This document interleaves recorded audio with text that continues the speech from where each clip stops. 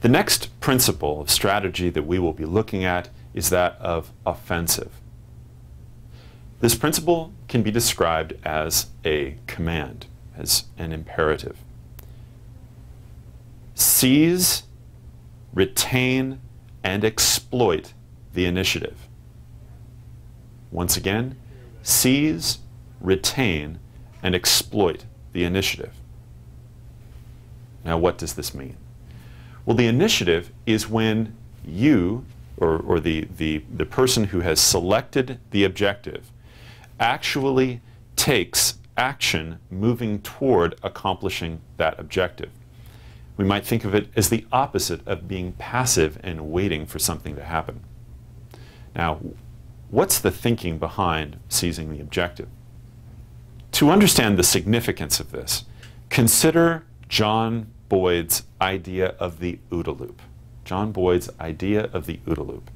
The strategic theorist John Boyd developed his summary of what war, or really any sort of engagement with another force where they're making decisions, so this could be a negotiation, it could be diplomacy, working for peace, but in whatever situation you're in, could even be a learning situation where you're trying to teach another mind something.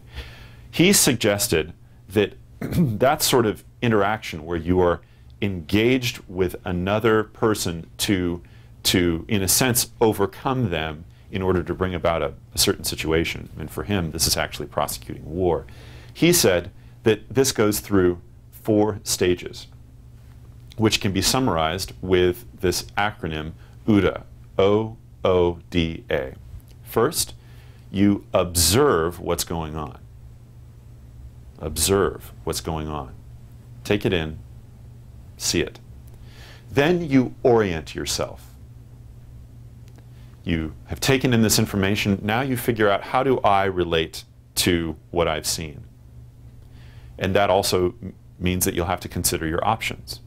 Third, you decide what to do. And then fourth, you act on it. You turn that mental action of making a decision into a physical, embodied thing. And then you've changed the system, so then you observe what's going on. And then you orient yourself to it, and then you decide, and then you act. So it's a loop that you follow. Boyd was a fighter pilot, and he was able to defeat anyone that he flew against in under 40 seconds, which is the reason why he was called 40-second Boyd. Well, he applied his own notion of the OODA loop to be able to be an ace at aerial combat.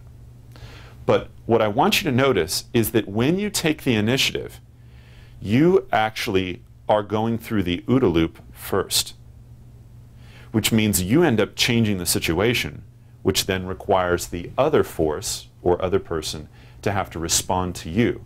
Essentially, by doing this, you end up defining the terms of engagement. And this is the reason why initiative is so important. An army, or a negotiator, or a healthcare professional who is aiming a nurse who is aiming to bring care to somebody, if you seize the initiative, okay, if you go on the offensive, then that's where the advantage is. Now, I want to give you 2 examples of this. One is a military illustration, and one is a peaceful approach to this. An example of a military commander using this would be Hannibal at Cannae.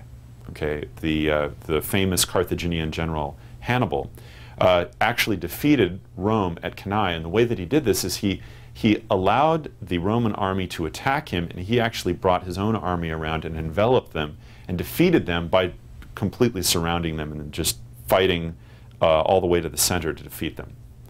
He was very effective at doing this. But how did he get the Roman army into this situation?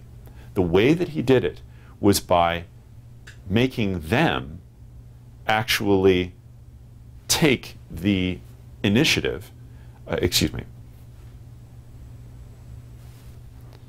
But how did he do this? Well, what he did is he provoked them into wanting to attack him. So essentially what he was doing is, through taking the offensive, he was maneuvering the Roman army into attacking him just the way that he wanted to. Another example is from back when I was in high school. I took Aikido for a number of years. Aikido is a martial art where you use the energy of your opponent to defeat them. It's a very peaceful martial art where you break people's arms and throw them to the ground, but it's really all their fault because they decided to attack you first. Now this sounds like a defensive art, but one of the terms that we would always use in this art was shodo esesu, which is control the first move. We actually, in approaching the situation, would plan out how the other person would be attacking us, and they didn't know it. Well, that's exactly what you want to do. Never be in a situation where you're caught back on your heels. Instead, make sure that you are taking the initiative. And this includes preparing yourself mentally, frankly, educating yourself, storing away knowledge. The biggest O in the OODA loop is the orient O. Okay? That is the most important part of the OODA loop, is to be accurately oriented, and you have to prepare for this.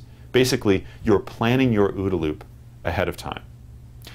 Also, keep in mind this, that when you seize the initiative, when you take the action, initiative is a kind of objective that can be lost.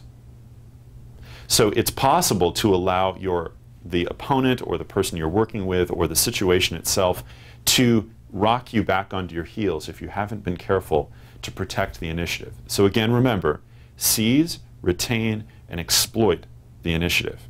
And that is what the principle of offensive is all about.